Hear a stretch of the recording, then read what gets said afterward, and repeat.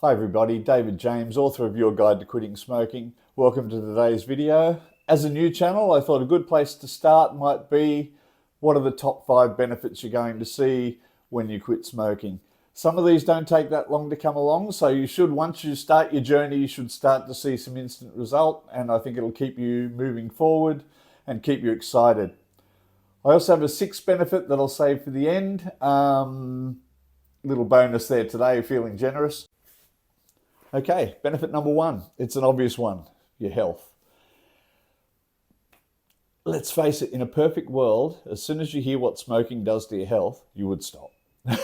We all know it's a little bit more complicated than that, and I think the addiction to both the nicotine and to the mental aspect of the actual habit itself obviously makes it a little harder.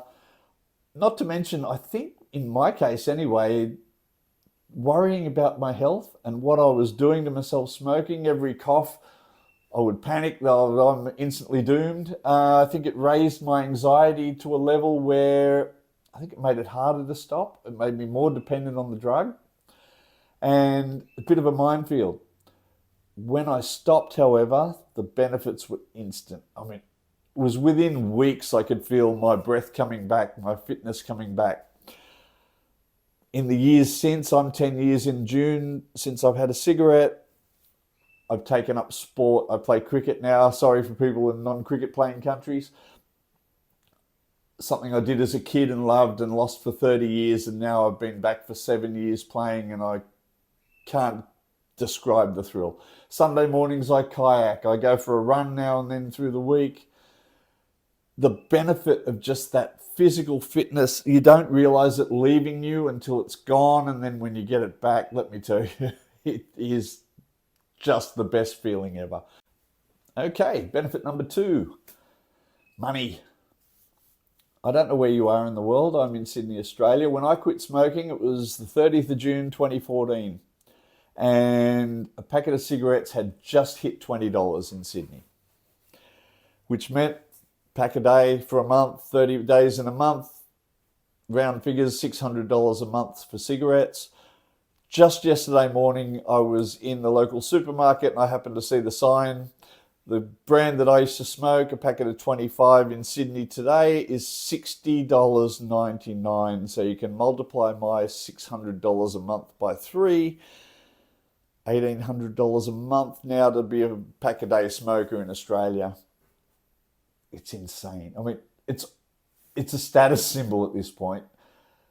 I don't know how anybody can do it. One thing I can tell you is that since I quit, I live in a really nice place. I drive a much nicer car. I've got every toy and instrument and things that you can imagine. I have money in the bank. If somebody rings me and says, we're going here, do you want to come along? Yes, I do. It's an amazing difference. Honestly, I don't know how anyone can afford it. I think it must be adding to the stress. I hope, and I'm sure I'm wrong, but I would like to think that people aren't neglecting their food or their bills or their children. But as with any addiction, I think at these sort of prices, it must be happening. Benefit number 3, this is a big one. When I smoked, there were people I told I had quit when I hadn't quit. There were people who were nagging me about quitting. Every morning when I got up, I would look myself in the mirror and I was a horrible grey colour and I wasn't well, and I knew I wasn't well, and I knew I couldn't stop. When I finally quit, self-esteem that comes with it, I can't describe. I feel like I can do anything. Which is probably the best way to put it. When you quit this was the biggest problem in my life. Overcoming smoking meant that I can overcome anything, and you can too. Next benefit, this is a fun one. One morning when I had quit, I think it was probably 3 or 4 weeks in, I walked out of the apartment building I was living in at the time and took a deep breath in, and I could smell the garden. I hadn't smelt flowers, nature, probably for 20 years, and it hit me like a wave. It was just this incredible change to all of a sudden have my sense of smell back. Taste was the other big one. I always was a very boring eater. I'd eat a piece of meat and a few vegetables, and that was my dinner, maybe some pasta. All of a sudden, when I quit smoking, I can't eat enough. I love onions all of a sudden. I can't get enough of foods I wouldn't have considered. Indian food. I like Thai food, which I would never have. Um, it's made me a much better dinner companion. It's also just broadened me, and even to the point of my travels now, I can go somewhere without worrying about what I'm going to eat. If what the locals are eating is what they've got, I'm willing to give it a go. Just having that taste just comes alive again when you stop. Once again, I think within about a month of quitting, I was starting to notice a real difference. Okay, last benefit before we get to the secret bonus one at the end. Not quite sure what to call this. I'm just going to say it's a social benefit. A friend of mine said to me the other night, I was telling him, look, I've started this channel. I've had my book out for some time now. By the way, my book's available on Amazon. Give it a look if you like. I'll put a link in the comments. I said, look, I've got this business I'm starting. Quit smoking. I'm going to help people. And my friend said, well, look around, man. Everybody's quit. You're too late. I thought, I wonder if it's true. So that night I went home and had a little Google, and in Australia where I am, in adults, there are still just over 1 million adult smokers in Australia, and I think that included vaping as well. It might be that the vaping's on top of that now as well. The UK, just over 6 million people still smoking, and the US, still 28.3 million smokers active in the US at the moment. It got me thinking, well, he wasn't wrong. I mean, we were out in a bar and you look around at the smoking section and it's nearly empty, and you think, well, gee, maybe everyone's quit.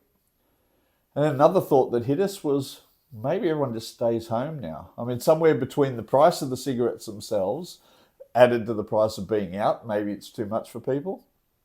Maybe people are just doing things at home now because they're sick of the social stigma that comes along with being a smoker.